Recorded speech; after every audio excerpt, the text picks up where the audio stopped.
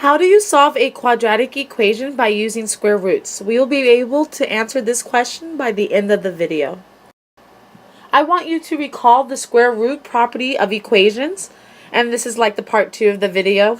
If a squared is equal to a number, let's label the number as b, then a will equal plus or minus the square root of that number b.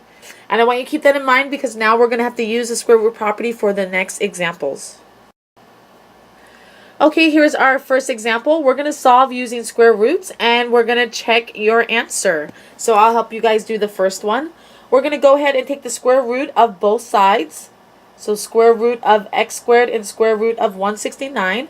So I will get just a single x, and this is going to be plus or minus the square root of 169. The square root of 169 is 13. So we have plus or minus the, oh excuse me, not square root, but just plus or minus 13. And that's our solution. And just a reminder that this is a parabola that goes through the point negative 13 and positive 13. It's going to go up something. Oops, why do I always do that? I always want to make it downwards, but it should be going upwards like that. There we go. Perfect. Okay, ignore the black, just the red. I'll go and even like cross it out. There it goes. Blah, blah, blah, blah, blah. Alright, and so now let's check our answer. We're going to plug in 13, and if we square it, we should get 69. And if we square a negative 13, we should also get the same thing. So this is our check. We are going to square positive 13. And that equals 169, so check. And then if we square negative 13, we'll also get positive 169, and that checks off as our solutions. Okay, here's our second example. We need to take this x squared equals negative 49, so we're going to solve by taking the square root of both sides.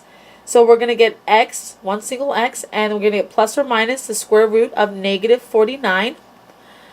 And this is the part I'm kind of sad about being a mathematician. You cannot take the square root of a negative number right now because you're in Algebra 1 and you don't know anything about imaginary numbers. So this gives you your final solution. If you knew Algebra 1, or excuse me, Algebra 2, if you knew Algebra 2 and if you were in that class, your answer would be x equals plus or minus 7i. And the I comes in because of the negative.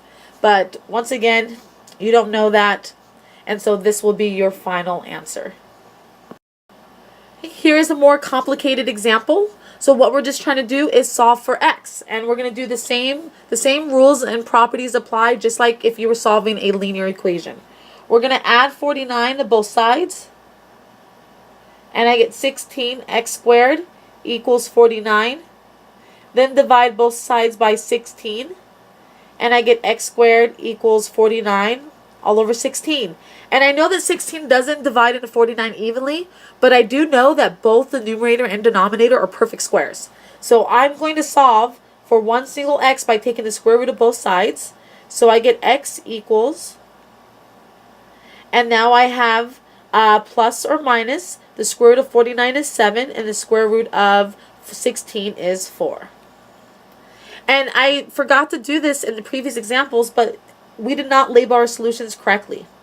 Our solution should be 740 and negative 740. These are the zeros of our quadratic, and remember we're thinking of when the parabola crosses the x-axis. So for the previous two examples, please make sure your answers look like this. Okay? Just keep drawing arrows. I want your answer to look like this. They must be in coordinate point form. Great. Bring your questions to class tomorrow.